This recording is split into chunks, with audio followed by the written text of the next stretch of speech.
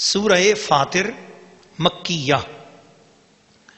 تعارف: سورہ فاطر مکیہ ہے اور اس کا زمانہ نزول سورہ فرقان کے بعد یہ نازل ہوئی اور ترتیب میں اس کو سورہ سبا کے بعد رکھا گیا۔ اس میں 5 رکوع ہیں، 45 آیات ہیں، 970 کلمات ہیں، 3130 حروف ہیں۔ اس کے مضامین میں پوری اس سورت کا خلاصہ یہ ہے کہ انسان کا خالق و فاطر، زمین و آسمان کا بنانے والا اللہ ہے۔ اسی نے فرشتوں کو بنایا ہے اور اس نے انسان کو بے مقصد نہیں پیدا کیا ہے۔ اس کا وجود نہ تو انسان کا وجود بالکل آزاد ہے اور نہ ہی اسے قید کر دیا گیا، بلکہ انسان کے لیے نفاست و حیا کے تقاضے رکھے ہیں اور انسان کو کچھ اصول و قواعد کا پابند بنایا گیا ہے۔ اس سے باز پرس ہوگی۔ انسان کو چاہیے کہ وہ اپنے آپ پر، اس کائنات پر، ارد گرد پر غور کرے تاکہ اسے یقین ہو جائے کہ وہ بے سہارا نہیں، بے مالک نہیں۔ کوئی تو ہے جو سارے عالمین کی نگرانی کر رہا ہے، کوئی تو ہے جو سورج کی نگرانی کر رہا ہے، کوئی ہے جو آسمان کی نگرانی کر رہا ہے، کوئی ہے جو زمین کی نگرانی کر رہا ہے۔ اتنی بڑی زمین کی اگر کوئی نگرانی کر رہا ہے تو میں اس سے کیسے چھپ سکتا ہوں؟ وہ میری بھی نگرانی کر رہا ہے۔ اس کے خواص میں یہ ہے کہ سرکاری اداروں، حاکموں اور افسروں سے اگر کام ہو یا کوئی بل پھنسا ہوا ہو، کوئی فائل پھنسی ہوئی ہو، کوئی رقم نہ مل رہی ہو جو ظلماً کسی محکمے نے روک لی ہو، بعد پینشنر ہوتے ہیں، ان کی پینشن بعد لوگ رشوت کھانے کی خاطر ان بیچاروں کو رلاتے پھرتے ہیں، یہ ڈیٹ دے وہ ڈیٹ دے، بیچارے تنگ آ جاتے ہیں، ان کو ان کا حق جائز اپنے وقت پر نہیں ملتا۔ سرکاری ملازمین تنگ ہوتے ہیں، یا بعد فیکٹریوں کے ملازمین بھی تنگ ہو جاتے ہیں، اور بعد ٹھیکیداروں کا پیسہ دوسرے لوگ ہڑپ کر جاتے ہیں، یا اس طرح ایسا دوسرے لوگوں نے اگر مال کسی کا ہڑپ کر لیا ہوا ہے اور وہ دے نہیں رہا یا حق نہیں دے رہا ہے، تو ان لوگوں کے حوالے سے یہ ہے کہ سورہ فاطر کو 11 بار یا 75 بار پڑھ کر دعا مانگے۔ بڑے سے بڑا جو بھی ایسا پھنسا ہوا کام ہوگا، اللہ پاک اس کے راستے سے رکاوٹ دور کر دے گا اور آسانی عطا فرما دے گا۔ سورہ فاطر رکوع نمبر 1 تلاوت: بسم اللہ الرحمن الرحیم، اللہ کے نام سے شروع جو نہایت مہربان رحم والا۔ الحمد لله فاطر السماوات والأرض جاعل الملائكة رسلا أولي أجنحة مثنى وثلاث ورباع يزيد في الخلق ما يشاء إن الله على كل شيء قدير ما يفتح الله للناس من رحمة فلا ممسك لها وما يمسك فلا مرسل له من بعده وهو العزيز الحكيم يا أيها الناس اذكروا نعمة الله عليكم هل من خالق غير الله يرزقكم من السماء والأرض لا إله إلا هو فأنا تؤفكون وإن يكذبوك فقد كذبت رسل من قبلك وإلى الله ترجع الأمور يا أيها الناس إن وعد الله حق فلا تغرنكم الحياة الدنيا ولا يغرنكم بالله الغرور إن الشيطان لكم عدو فاتخذوه عدوا إنما يدعو حزبه ليكونوا من أصحاب السعير الذين كفروا لهم عذاب شديد والذين آمنوا وعملوا الصالحات لهم مغفرة وأجر كبير۔ سورہ فاطر رکوع نمبر 1 ترجمہ: کنز الایمان، سب خوبیاں اللہ کو جو آسمانوں اور زمین کا بنانے والا، فرشتوں کو رسول کرنے والا، جن کے 2 3 4 4 پر ہیں، بڑھاتا ہے آفرینش یعنی پیدائش میں جو چاہے۔ بے شک اللہ ہر چیز پر قادر ہے۔ اللہ جو رحمت لوگوں کے لیے کھولے اس کا کوئی روکنے والا نہیں، اور جو کچھ روک لے تو اس کی روک کے بعد اس کا کوئی چھوڑنے والا نہیں، اور وہی عزت و حکمت والا ہے۔ اے لوگو، اپنے اوپر اللہ کا احسان یاد کرو۔ کیا اللہ کے سوا اور بھی کوئی خالق ہے آسمان اور زمین سے تمہیں روزی دے؟ اس کے سوا کوئی معبود نہیں، تو تم کہاں اوندھے جاتے ہو؟ اور اگر یہ تمہیں جھٹلائیں تو بے شک تم سے پہلے کتنے ہی رسول جھٹلائے گئے، اور سب کام اللہ ہی کی طرف سے پھرتے ہیں۔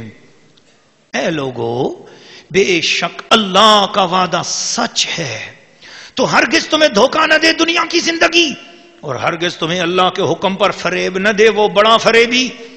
بے شک شیطان تمہارا دشمن ہے تو تم بھی اسے دشمن سمجھو، وہ تو اپنے گروہ کو اسی لیے بلاتا ہے کہ دوستیوں میں ہو، کافروں کے لیے سخت عذاب ہے، اور جو ایمان لائے اور اچھے کام کیے ان کے لیے بخشش اور بڑا ثواب ہے۔ سورہ فاطر رکوع نمبر 1۔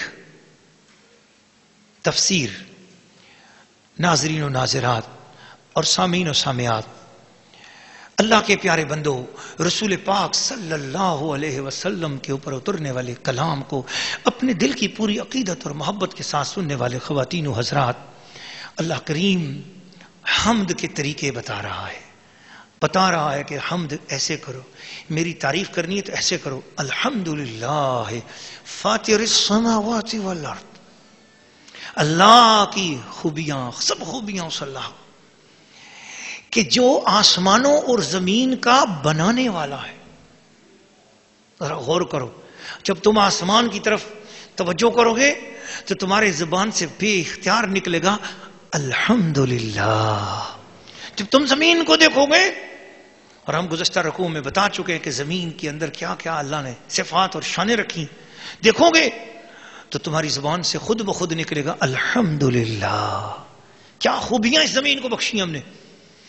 پھر فرمایا کہ جاعل الملائکۃ رسلا، اس نے فرشتوں کو، اللہ پاک نے فرشتوں کو پیغام دینے والا بنایا ہے۔ فرشتے پیغام لاتے ہیں انبیاء کی طرف، فرشتے بڑی شان والے ہیں، اولی اجنحۃ مثنی، دو دو پر ہیں ان کے، وہ ثلاثہ تین تین پر ہیں ان کے، وہ رباع یہ ان کے چار چار پر بھی ہیں۔ تو فرشتوں کو ہم نے مختلف اقسام میں بنایا ہے اور مختلف اندازوں سے بنایا ہے۔ یزید فی الخلق ما یشاء، یہ تو تعارف تمہیں کرا دیا عالم بالا کا اور عالم پست کا، آسمان زمین فرشتے۔ اللہ پاک نے فرمایا اور اللہ تعالیٰ اپنی مخلوق میں سے جسے چاہتا ہے اس میں اضافہ کرتا ہے، مخلوق اپنی بڑھاتا ہے، نئی نئی چیزیں پیدا کرتا ہے، نیا نیا، بدیع السماوات والارض، اس کی بڑی شان ہے۔ ان اللہ علی کل شیء قدیر، اللہ ہر چیز پر قدرت رکھنے والا ہے، ہر چیز پر قادر ہے۔ تو فرمایا کہ یہ میری تعریف ہے، اب عقیدہ اپنا درست کر لو۔ جس پر میں اپنی رحمت کے دروازے کھول دوں کوئی ان دروازوں کو بند نہیں کر سکتا، اور جس پر میں اپنی رحمت کے دروازے بند کر دوں کوئی انہیں کھول نہیں سکتا۔ یہ عقیدہ اپنے ذہن میں رکھ لو۔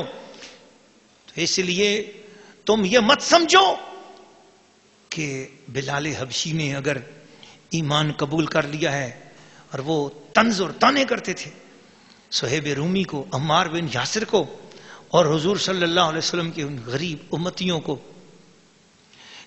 تو ان کے اوپر طعنے کرتے تھے اور ان کو الزام دیتے تھے، تمہیں کیا ملے گا، اسلام سے کیا ملا ہے، تمہیں کیسے ملے گا، کیا ملے گا، کیا لے لو گے، اس طرح کی بہت ساری الٹی سیدھی باتیں۔ قرآن اترا ہے، تمہارا کون سا رونگٹا کھڑا ہوا ہے، کیا قرآن سے تمہاری کون سی کھال کانپی ہے، یہ بتاؤ ذرا، تمہیں کیا ایمان ملا ہے، کیسے تازگی ہوئی ہے۔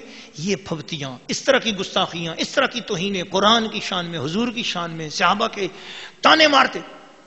اللہ پاک نے ان سب لوگوں کی ان باتوں کو بھی سامنے رکھتے ہوئے یہ بات ارشاد فرمائی کہ خبردار، میری رحمت جس پر ہو اسے کوئی روک نہیں سکتا، جو میں جس پہ چاہوں کر دوں۔ تم جسے حقیر سمجھو اور اسے ایمان نہ ملے، تم جسے اچھا سمجھو اسی کو ایمان ملے۔ کافروں ایسا نہیں ہے، مشرکوں ایسا نہیں ہے، بس جس پر میں رحمت کر دوں، جس پر میں کرم کر دوں، تم پاس بیٹھے ہوئے میرے محبوب کے فیض کے چشمے سے محروم ہو، اور قرن میں بیٹھا ہوا اتنے دور وہ وہاں پر اس کے نور سے فیض یاب ہو چکا ہے۔ کوئی دور سے آ کر کلمہ پڑھ رہے ہیں، مکے کے اندر کئی بنی اسرائیل کے لوگ آتے، وہاں سے خط لکھتے۔ ایک کافر کا بیان غالب وہ آگے آنے والا ہے، وہ میں سناؤں گا، تو موقع پہ بات آ گئی ہے، دو لفظوں میں آپ کے سامنے عرض کر دیتا ہوں۔ اس شخص نے دو مال میں شریک تھے، تجارت والے تھے، تو ایک شام میں چلا گیا اور ایک مکے میں رہا۔ اس کو وہاں شام شریف میں پتا چلا کہ مکہ شریف میں کوئی ہستی آ گئی. تو اس نے اپنے دوست کو خط لکھا, مجھے یہ بتاؤ, میں نے سنا ہے کہ کوئی ہستی ہے جس کا نام محمد رسول اللہ ہے, اس نے نبی ہونے کی بات کی ہے, وہ نبی ہونے کا دعویٰ کیا ہے, یہ بتاؤ اس پر ایمان کون کون سے لوگ لائے ہیں, کیسے لوگ لائے ہیں, اور مجھے ساری رپورٹ لکھ کر بھیجو. ادھر جو اس کا دوست تھا وہ مشرک تھا, وہ کافر تھا, اس نے جی بھر کے گستاخیاں لکھی. کہا کوئی اتنے خاص لوگ ایمان نہیں لائے, وہ بس صرف چند لوگ ہیں جو غریب ان کو مان رہے ہیں, کوئی بڑا سیٹھ اور کوئی بڑا آدمی جو ہے نا ان کو ماننے والا ابھی تک ہم نے نہیں دیکھا ہے, سارے غریب غربے لوگ ہیں وہ جو ان کے قریب ہوئے. خط میں اس نے یوں لکھا. ادھر وہ شخص جو ہے نا اس کے جواب کے آنے سے پہلے وہاں کے لوگوں سے پوچھنے لگا کہ یہ بتاؤ کہ جو آخر الزمان نبی کی علامتیں کتابوں میں لکھی ہوئی ہیں, تو کوئی ایسی علامت ہے کہ کوئی آخر الزمان نبی بھی آئے گا؟ تو وہاں کے پادریوں نے اور یہودیوں کے علماء نے شام شریف میں انہوں نے اس کو بتایا کہ ہاں بھائی, ہماری کتابوں کے اندر جو علامتیں لکھی ہیں اس کے مطابق یہی وہ زمانہ ہے جس میں آخر الزمان نبی نے آنا ہے, اور وہ آنے والے ہیں کسی عرب کے علاقے میں آئیں گے. تو اب یہ پتہ نہیں ہے وہ کہاں آئے ہیں یا ظہور ہو چکا ہے یا نہیں ہو چکا, لیکن ہماری کتابوں کے مطابق وہ یہی زمانہ ان کے ظہور کا ہے. تو ادھر اس کا جب خط پہنچا, کہا اچھا پھر یہ بتاؤ, وہ ان علماء سے یہودیوں سے پوچھنے لگا کہ یہ بتاؤ ان کے سچے ہونے کی اور ان کے صحیح نبی ہونے کی کیا علامت ہے, مجھے کس چیز سے پتہ چلے کہ وہ واقعی اللہ کے رسول ہیں اور میں ان پر کلمہ پڑھ کے ایمان لے آؤں. تو انہوں نے, پادریوں نے اور عالموں نے کہا کہ ان کے اوپر سب سے پہلے بالکل غریب طبقے کے لوگ, چھوٹے طبقے کے لوگ, عام معاشرے کے پسے ہوئے لوگ, وہ پہلے ان پر ایمان لائیں گے اور کلمہ پڑھیں گے. اچھا, اب وہ ادھر وہاں سے پوچھ کر آیا, گھر پہنچا تو اس کو خط آگے سے مل گیا. بندہ آ گیا ڈھونڈتا ڈھونڈتا, ہاں جی آپ کا خط آیا مکہ شریف سے. اس نے خط کھولا تو اس کے اندر لکھا ہوا تھا, ساری باتیں اس نے بے ادبی اور گستاخی کی لکھی, لیکن آخر میں یہ لکھا کہ کوئی خاص آدمی, کوئی بڑا سیٹھ تو مسلمان نہیں ہوا ہے, کسی نے کلمہ نہیں پڑھا, البتہ غریب غریب لوگ ہیں جنہوں نے کلمہ پڑھا ہے. اس نے چوما آنکھوں سے لگایا, کاروبار بزنس وہیں پر چھوڑا, وہاں سے فٹافٹ اس نے گھوڑا لیا اور سامان لیا اور مکہ شریف آیا اور اپنے دوست سے کہنے لگا کہاں ہے وہ, کہا وہ ارقم میں رہتے ہیں. وہاں پہنچ گیا, جا کر ہدیے نذرانی پیش کیے کہ یا رسول اللہ, میں نے سمجھا کہیں موت نہ آ جائے آپ پر کلمہ پڑھنے سے پہلے, میں حاضر ہوا ہوں, مجھے بھی اپنے غلاموں میں شامل فرما لیجیے.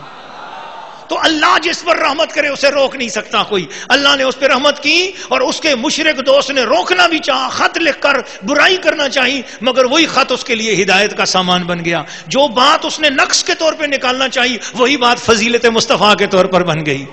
تو گستاخ ذہن ایک ہی واقعے کے اندر کہتا ہے یہ بات نبی پاک کی گستاخی کرتا ہے, اور جو ادب والا ہوتا ہے اسی بات سے وہ ایمان لے لیتا ہے. اب گستاخ کہتے ہیں حضور صلی اللہ علیہ وسلم کے جانے سے کچھ ہوتا تو اللہ تعالیٰ کیوں فرماتا کہ اے نبی جو ہے نا اس کی قبر پر نہیں جانا, عبداللہ بن ابی کی قبر پر نہیں جانا, جانے سے کچھ نہیں ہوتا. اب گستاخ اس بات کو یوں بیان کرتا ہے, ایمان والا اسی بات کو یوں بیان کرتا ہے کہ بھی ہم کوئی دوسری دلیل نہیں دیتے, ہماری دلیل بھی یہی ہے, حضور صلی اللہ علیہ وسلم کے جانے سے کچھ ہوتا تھا اسی لیے حضور کو جانے سے روک دیا کہ محبوب لا تقم علی قبرہ, رحمت والے قدم لے کے آؤ گے تو ہم اسے عذاب نہیں دیں گے, سونے اپنے قدم دور فرما لو تاکہ ہم اس گستاخ کو جی بھر کے عذاب دے سکیں. تو حضور کے قدموں سے کچھ ہوتا ہے تو اسی لیے جانے سے روک دیا. تو یہی بات ہے, ایک ہی واقعہ ہوتا ہے, ایمان والے کو اسی میں سے رحمت مل جاتی ہے اور جو بے ایمان ہوتا ہے وہ اسی میں سے کیڑے نکال رہا ہوتا ہے. اللہ تعالیٰ سے دعا ہے کہ اللہ تعالیٰ مجھے اور آپ سب کو ایمان والی, ادب والی سوچ زندگی بھر کے لیے عطا فرمائے.